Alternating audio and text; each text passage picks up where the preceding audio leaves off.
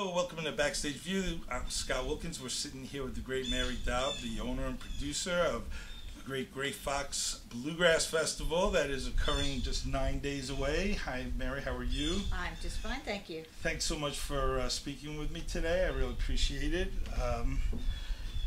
Well, I wanted to ask you a couple things about Grey Fox. We're coming up, and it's totally a very exciting thing. And I wanted to ask you, right now, Grey Fox is looked at as a premier festival. People look at it as though this is the way a festival should run. You've been running this from when it was called Winterhawk. How many years is it? My first year of running the festival was 1985.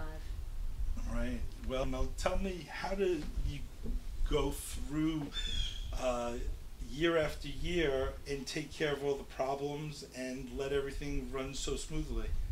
Well, when I decided to do this, I decided that I wanted a great communicator to kind of communicate the way I felt about things, and I found Ron Thomason. So Ron and I kind of talked about it, and we decided we would do this, and he helped me with the booking. But at the beginning, I did everything. I booked it, I did the vendors, I did the volunteers. The only thing I haven't done is sell tickets. I always had somebody else to sell the tickets, but I did everything. And I slowly came to the realization after a couple of years that if this festival was going to be the kind of festival I wanted, I really had to find people that were really good at what they did. I had a sort of an idea of the feeling I wanted. I really started by wanting the people that came to the festival to feel like they were coming to a party that I was giving. And that was sort of the way I felt, and that everybody would be welcomed with a smile. And that was the thing I tried to instill in the people that I got to help me with different things. Was there a blueprint that you followed? Had you worked in other festivals before, or was it just thrown in? I had worked with the Berkshire Mountain Festival for a couple of years, which was Winterhawk before, which was on that same site, and then it left that site, and Winterhawk came onto the site. But I worked with the Berkshire Mountain Festival for a few years, and so I got a little bit of an idea of how things ran. And I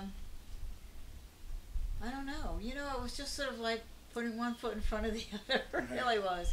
Learn as you go. Funny. And now the team we have, they're all so amazing. Yeah. I know.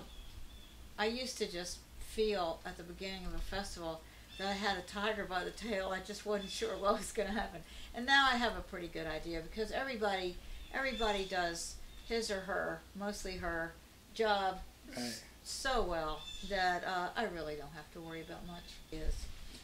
I found I had a very interesting time when I was just at the IBMA last year, and at one point I saw there's a seminar that you were involved in, so I went to the seminar, and I don't know how many people, maybe 40 to 60 people are in there, and I come to realize that I'm the only person in there that doesn't own a festival, and you're on a panel with two other people, and you guys were just leading a discussion.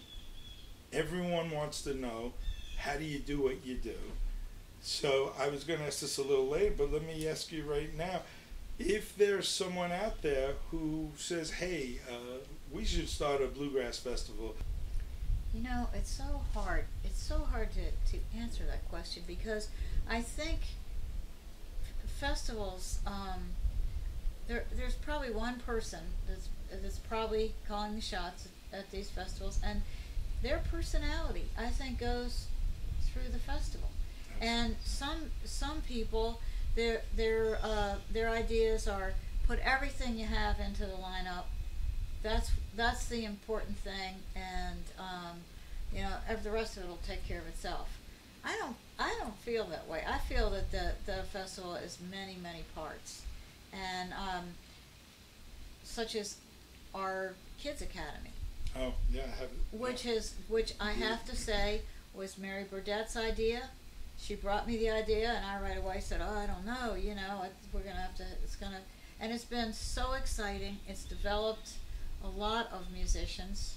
It's developed a lot of tears. I know I can't sit through it without tears, because it is the most touching event that I'm ever at all year round. It's just to watch the kids go up there and play who haven't ever played before. Some of them, others played a little, and it's amazing. Oh, I think it is. But one thing it really excites me is how many festivals have picked up the idea of the Kids Academy, and and just keep teaching people to love this great music. Yeah, yeah. And you also, one of the other aspects that I find unique that I see a lot more around is the new bands that you guys showcase. A whole lot of up and comers who we do. They're it really is.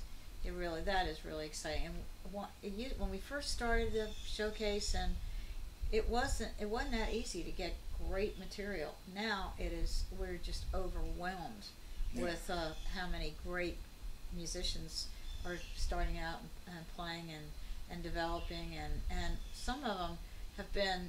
We have a scholarship program that we started back at. I bet we've been doing this for 25 years. Yeah. And some of the people that have Rashad Eggleston, one of our scholarship winners.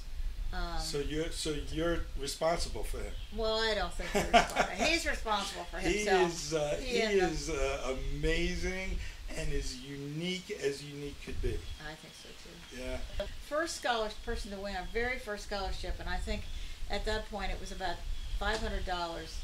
Was great banjo, Bill Evans, great banjo player. He was playing with a band called Cloud Valley, and he was our first one, and that was fun.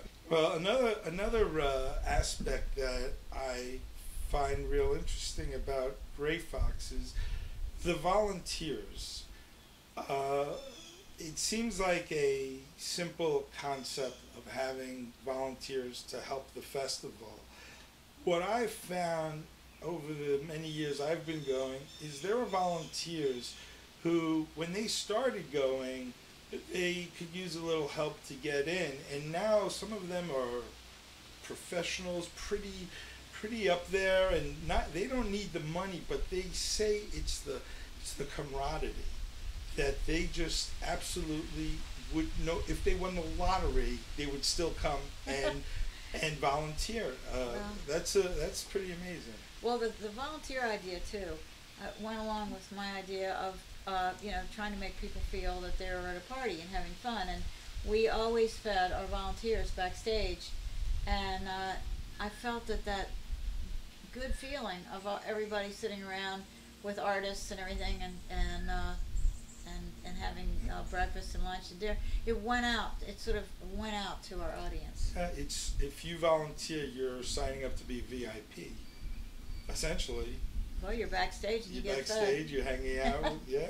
But you work hard. They work hard. These guys work really hard. And absolutely. We appreciate it. Yeah. Let's discuss for a moment. For the longest time, you were in the Berkshire Mountains. And the move had to be made to go to the Catskill Mountains. And the site is great where we're at now. I say we, I feel the ownership there, but which is another phenomenon about the fans. But it couldn't have been easy, because when you have so many people who feel ownership, in a way, fans that feel like, hey, this is my festival, in a way. I know that there were complaints about all kinds of things, and I was most impressed when I saw you put on a town meeting to get the feel, like, what could I do to make things better? And how did everything... I will say this, the move from the Rothfuss farm to the Walsh farm was the hardest thing I've ever done. First of all, even finding the Walsh farm, which we were lucky because some Grey Fox people found it and got me to look at it, and fans? We looked all over. I mean, we looked at so many places, and we would never have left the Rothfuss farm, except that the Rothfuss family had a fantastic offer, made on it. And you know, Danny didn't want to do it. I have to say, Danny Rothfuss is a wonderful person. He said, I promised you that we would never sell it without you having a year to find a new place. Well, we found out December 1st that we were not going to, that they wanted to sell it, and Danny was trying to hold it back, and I said, no, I mean, you don't want to let this offer go, you really don't. And I thought, maybe we'll have to go dark for a year. I mean, I just didn't know. But we found it, and it was extremely, everybody worked so hard in that move. It's really, oh, it's hard to describe. I love that you brought the stage. We brought parts of the stage. Yeah. We brought pieces of the stage. Yeah. And we as a matter of fact, I have at a place I go in the summer, pieces of things made out of the stage, and I love. And then we had the first year, we had the big parts of the stage that people walked through to come on out onto the stage we have now. So we were very sentimental about everything. But I feel that this site is really, really far superior, and the main reason is all the flat land. Yeah. And really, it was, you know, you were camping like this on the hill, and yeah, we were lucky that nobody got seriously hurt, because you couldn't help some of those cars sometimes. It was definitely part of the life was make sure there's wood under every car. Well, we did. We had chocks there, so people could chock their cars. We watched it very carefully. We did everything we could to keep people as safe as we could, but still, the driving up and down could be slick. And the one great thing about our site now too is, through the millions of years in the Catskills, that it's filtered down into it's got a gravel base. Well, but so the festival, that field drains very well, and you know, I know we're going to have, one time at the Rothfuss Farm we had 6 inches of rain in 12 hours, and roads were closed, and it was, I'm sure you were there. It was I remember, that was in 90. Yes. That was in, well, there was 2000, there was 96, and there were 88. There's not many things three. that stopped the stage from continuing. That stopped it. We stopped for a little while. We always stop if there's lightning. Do you have any messages that you'd want to tell the fans or anything? Well, I'll tell them one thing.